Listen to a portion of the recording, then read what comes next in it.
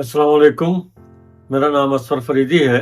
और असफर लैन पर आपका फिर से इस्तकबाल है। दोस्तों, तकरीबन 2 हफ्ते के बाद मैं हाजिर हुआ हूँ, इसके लिए माफ़ी चाहता हूँ। लेकिन इस दौरान मैंने एक गलती की है जिसके बारे में इसके बाद में बताऊँगा। यानी बाद में एक अलग से मैं वीडियो इंशाल्लाह अपलोड करूँगा जिसमें अपनी गलतियों का एतराफ़ होगा और उसमें ख़ास तौर से नए यूट्यूबर्स के लिए भी कुछ बातें मैं करूँगा। फिलहाल बात दाता पीर की। यह नॉवेल है हृषिकेश सुलभ का, हिंदी में है और इसके जो पस मंज़र है यानी जो कहानी इसमें है वो पटना और ख़ास तौर से पटना का जो मुस्लिम मोहल्ला या मुस्लिम अक्सरियती मोहल्ला जिसको कहते हैं, जिसमें पीर मोहानी है, सब्जी बाग है, सुल्तानगंज है, इस यानी पूरे इस खत्ते के इस इलाके के बारे में जो जिंदगी है, आम सी जिंदगी, और ख़ास तौर से अजीब सी बात है इस नावल में, मैं पूरी कहानी नहीं बताऊंगा, कि कब्रिस्तान में जिंदगी कैसे पलती है, पनपती है, बढ़ती है और जिंदगी के सारे नशे व फराज को किस तरह से राइटर ने कब्रिस्तान में देखा है। एक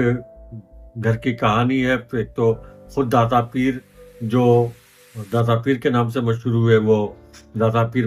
मोहानी, इसके नाम से कब्रिस्तान भी है। वो चूड़ी बेचने का काम करते थे और राइटर ने बताया है, हृषिकेश सुलभ ने, कि वो बहुत ही अच्छा गाया करते थे और जब वो जाते थे तो घरों में, खासतौर से बड़े घरों में, उनके गाने सुनने के लिए, उनके गीत सुनने के लिए लड़कियां और औरतें पहले से ही इंतजार में रहती थी और वो बिल्कुल मंत्रमुग्ध होकर के उनके गीत को सुना करती थी। तो बात होती है इसमें जो बिल्कुल जैसा मैंने अर्ज किया कि कब्र खोदने वाला एक खानदान है जो वहीं मुजाविर के तौर पर दाता पीर मोहानी के कब्रिस्तान के मज़ार पर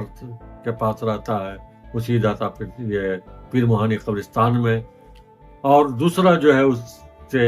वो आपके एक शहनाई नवाज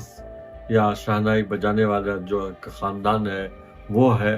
और इसी के साथ साथ वहीं पर मोहल्ले में जो चाय बेचने वाला है, चाय की दुकान है राधे की, तो उसमें लड़का लड़की और दूसरे जो जैसे सत्तार है उसका भी किरदार बड़ा अजीब व गरीब है कि किस तरह से इसमें एक बड़ी अजीब बात जो आपको देखने को मिलेगी कि भारत में जो समाज है वो आपस में मिलजुल करके जो रहने वाले हैं, तो सबकी परेशानी एक है और सब एक दूसरे को, यानी जिंदगी के जो उतार चढ़ाव आते हैं, जो मुश्किलें हैं, उसमें आप देखेंगे कि साबिर और अमीना का क्या रिश्ता है, साबिर और फजलू अमीना के भाई का क्या रिश्ता है, और जब फजलू की तबीयत खराब हो जाती है तो वो किस तरह से कब्र खोदने के लिए एक आदमी को हायर करता। इसी के साथ बबीता भौजी जो है उसका किरदार आपको बिल्कुल चौंकाने वाला होगा कि किस तरह से वो चुन्नी का साथ देती है, या चुन्नी के जो लोग हैं जिसको चुन्नी की जिंदगी में जो आता है उसके लिए बबीता कैसे खड़ी हो जाती है। उसी तरह से राधे का फजलू से, रसीदन से, जो इसका मरकजी किरदार है रसीदन, और वैसे बाद में साबिर भी एक बड़ा किरदार बन करके उभर करके सामने आया है। तो साबिर है, अमीना है, तो उस तरह से किस तरह यानी जिंदगी जो है आगे बढ़ती है, लेकिन इसमें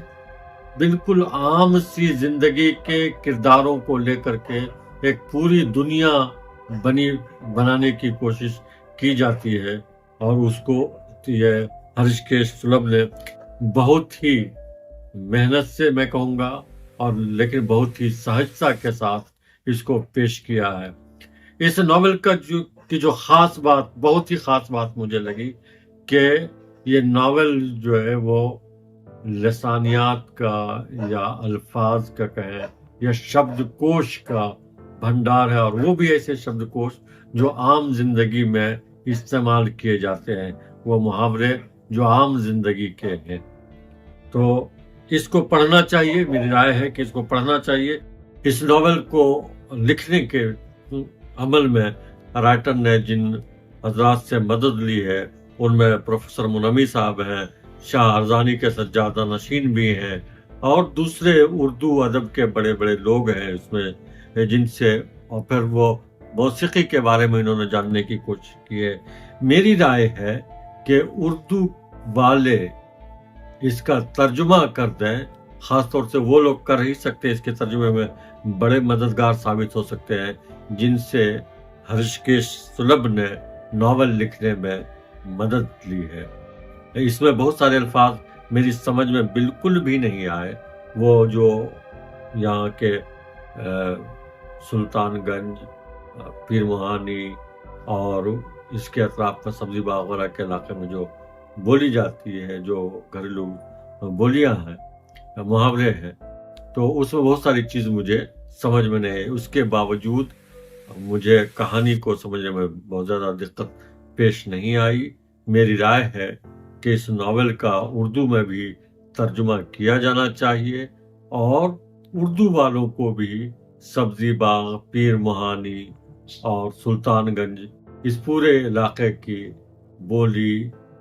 तहजीब, सकाफत, इन सब से रूशनास कराने की ज़रूरत है। बहुत बहुत शुक्रिया। हाजिरी देने जा रही है, वहीं उसके अबरार मामू का बेटा रहता था। वह फकीर अब तक सिन्नी की कहीं से कोई खबर नहीं मिली थी। राधे की दुकान पर धूप की हल्की नरम उष्मा में लिपटी हुई मंथर बहती हुई अकेली खिड़की से भीतर घुसते और चहकते हुए धमा चौकड़ी